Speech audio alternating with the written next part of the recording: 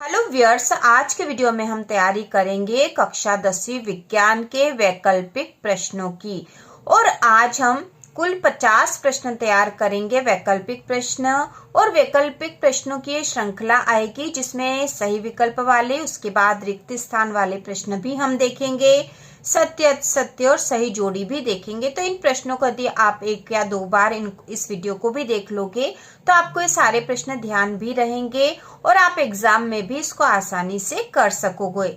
इसके साथ ही विज्ञान विषय की संपूर्ण तैयारी अब चैनल पर एक सीरीज के रूप में होगी, जिसका आज यह पहला वीडियो है और इसी प्रकार के वीडियो लगातार आएंगे। एग्जाम के पहले तक आपकी संपूर्ण तैयारी हो जाएगी। और यदि आपको इसी तरह से और तैयारी भी करनी है, महत्वपूर्ण प्रश्न भी आपको चाहिए, तो आप चैनल को सब्सक्राइब भी कर सकते हो। और इसके साथ ही आप वीडियो को भी पूरा देखिए। आप यह भी बताइए कि कौन से ऐसे प्रश्न थे जो आपको पता नहीं थे और इस वीडियो से पता चले हैं। कितने प्रश्न आपने यदि इनका उत्तर देने की कोशिश करी है तो कितने प्रश्न आपके सही हुए हैं। तो शुरू करते हैं। प्रश्न है, सही विकल्प चुनकर उत्तर लिखिए। पहला है, निम्नलिखित में से कौन सा भौतिक परिवर्तन नहीं है। तो भौतिक परिवर्तन कौन सा नहीं है यह बताना है। ऑप्शन थे, उबलते पानी से जलवाष्प बनना, एलपीजी का दहन, बर्फ का पिघलकर जल बनना या नमक का पानी में घुलना। तो इसका उत्तर है एलपीजी का दहन। यह भौतिक परिवर्तन नहीं है। इसके अलावा जो तीन है यह भौतिक परिवर्तन है। दूसरा है, जिन अभिक्रिया में ऊष्मा का अवशोषण होता है उन्हें कहते हैं। ऊष्मा का अवशोषण जिसमें होता है, ऊष्माक्षेपी अभिक्रिया, संयोजन अभिक्रिया, ऊष्माशोषी अभिक्रिया या वाष्पीकरण अभिक्रिया। तो जिन अभिक्रिया में ऊष्मा का अवशोषण होता है उन्हें कहते हैं ऊष्माशेषी या ऊष्माशोषी अभिक्रिया। तो इसके साथ आपको यह भी आ जाना चाहिए कि ऊष्माशोषी अभिक्रिया किसे कहते हैं। तो जिन अभिक्रिया में ऊष्मा का अवशोषण होता है उन्हें ऊष्माशोषी अभिक्रिया कहते हैं। इसके बाद अगला प्रश्न है, निम्नलिखित में से कौन सी एक रासायनिक अभिक्रिया नहीं है। लौह पदार्थों में जंग लगना, भोजन का पकना, बर्फ का पिघलना या कागज का जलना। तो इनमें से कौन सी रासायनिक अभिक्रिया नहीं है। तो इसका उत्तर है बर्फ का पिघलना। यह रासायनिक अभिक्रिया नहीं है। चौथा क्वेश्चन है, किसी रासायनिक अभिक्रिया में भाग लेने वाले पदार्थ कहलाते हैं। उत्पाद, अभिकारक, यौगिक या मिश्रण। तो किसी रासायनिक अभिक्रिया में भाग लेने वाले पदार्थ कहलाते हैं अभिकारक। अगला प्रश्न है, लंबे समय तक सेवन न करने पर सूखे मेवे सड़ जाते हैं क्योंकि।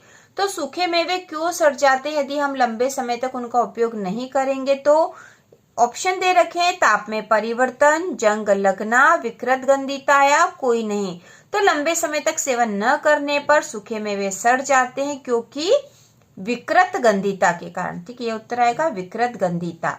इसके बाद जो छठा क्वेश्चन है, 6Fe2O3 + 2Al और इसकी जब रिएक्शन हुई तो बना है Al2O3 + 2Fe। ऊपर दी गई अभिक्रिया किस प्रकार की है। संयोजन अभिक्रिया, द्विविस्थापन अभिक्रिया, वियोजन अभिक्रिया या विस्थापन अभिक्रिया। तो इसका उत्तर है विस्थापन अभिक्रिया है। ठीक है, विस्थापन अभिक्रिया। यहाँ पर Fe मतलब आयरन से ऑक्सीजन का विस्थापन हो गया है, तो यह विस्थापन अभिक्रिया है। अगला प्रश्न है, सोने और प्लेटिनम को गलाने वाले अम्ल का नाम क्या है। सोने और प्लेटिनम को गलाने वाले अम्ल का नाम क्या है। एक्वा रेजिया, सांद्र हाइड्रोक्लोरिक अम्ल, सांद्र नाइट्रिक अम्ल या इनमें से कोई नहीं। तो सोने और प्लेटिनम को गलाने वाले अम्ल का नाम है एक्वा रेजिया। इसके बाद अगला प्रश्न है, निम्न में से कौन सा एक रासायनिक परिवर्तन की विशेषता नहीं है। तो रासायनिक परिवर्तन की विशेषता क्या नहीं है। रंग में परिवर्तन, गैस का उत्सर्जन, तापक्रम में परिवर्तन या आकार में परिवर्तन। तो आकार में परिवर्तन जो है यह रासायनिक अभिक्रिया की विशेषता नहीं है। इसके अलावा जो है वह रासायनिक अभिक्रिया की विशेषता है। इसके बाद अगला 9वां प्रश्न है, कैल्शियम ऑक्साइड की जल के साथ अभिक्रिया किस प्रकार की होती है। कैल्शियम ऑक्साइड की जल के साथ अभिक्रिया ऊष्माक्षेपी, ऊष्माशेषी, अवशोषी या विस्फोटक।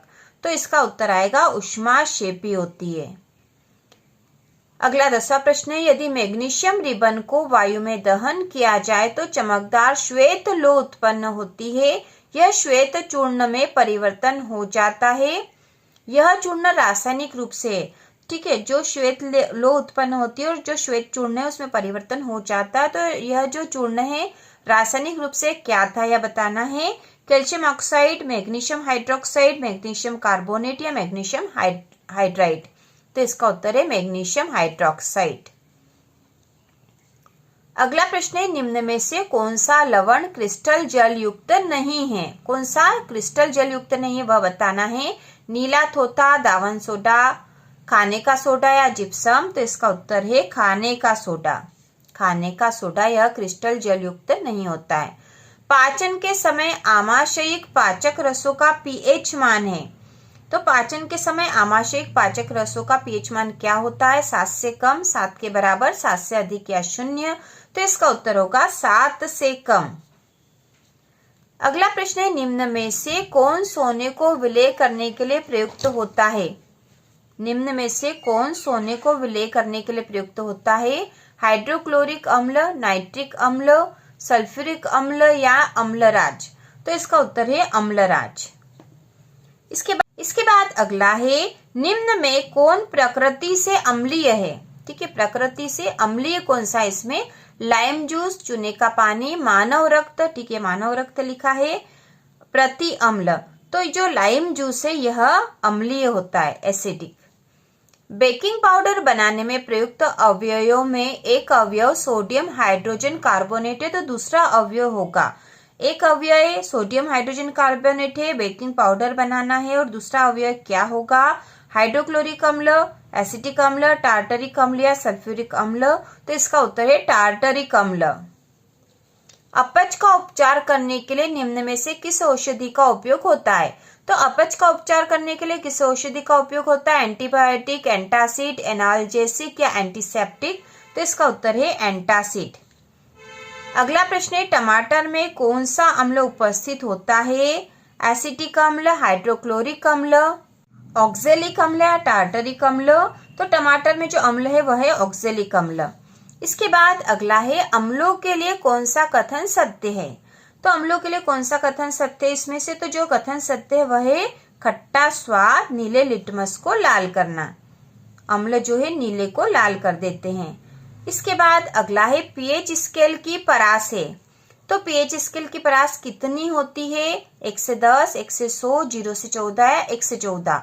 तो इसका उत्तर है पीएच स्केल की परास है 0 से 14। अगला प्रश्न है, चींटी के डंक में कौन सा अम्ल उपस्थित होता है?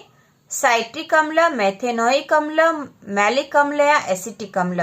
तो चींटी के डंक में जो अम्ल होता है वह है मेथेनोइक अम्ल। अगला प्रश्न है, सोडियम हाइड्रोजन कार्बोनेट का सामान्य नाम है। तो सोडियम हाइड्रोजन कार्बोनेट का सामान्य नाम क्या है? तो इसका उत्तर है baking soda. Sodium hydrogen carbonate का सामान्य नाम है बेकिंग सोडा। इसके बाद अगला प्रश्न है, सिरके में कौन सा अम्ल उपस्थित होता है?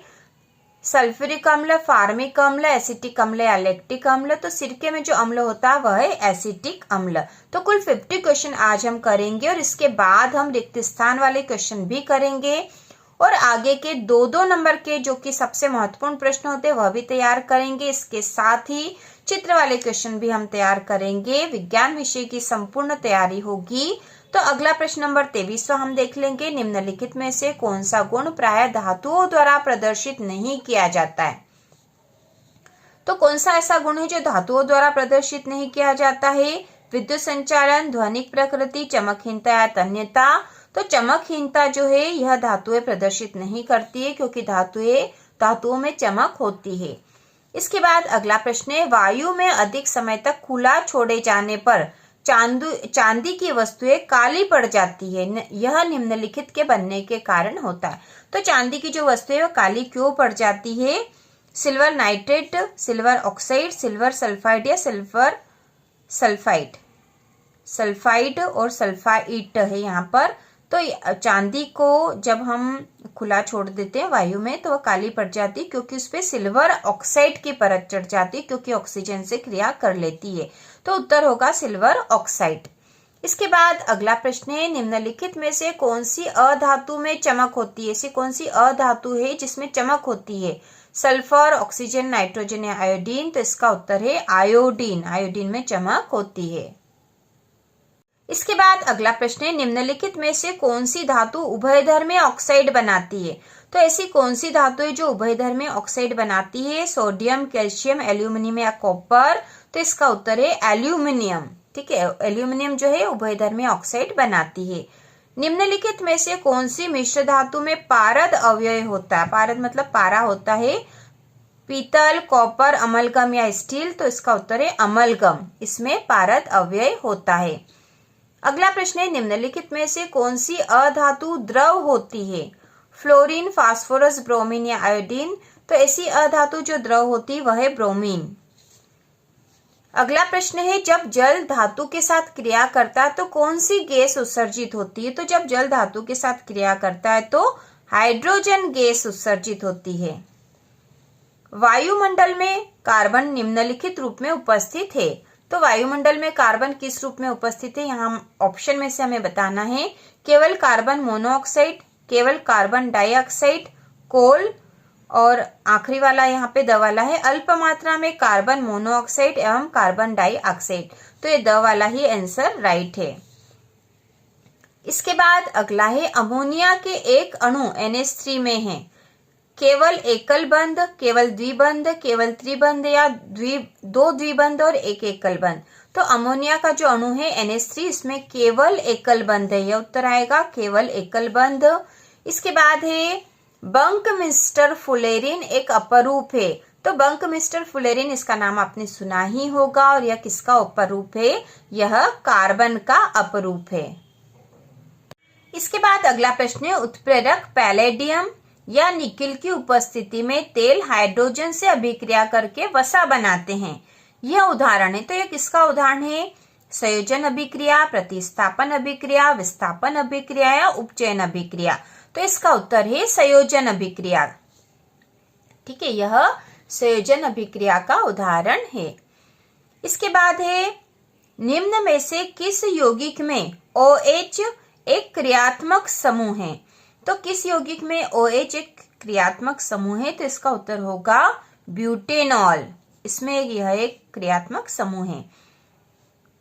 साबुन के अणुओं में होता है, साबुन के अणुओं में क्या होता है?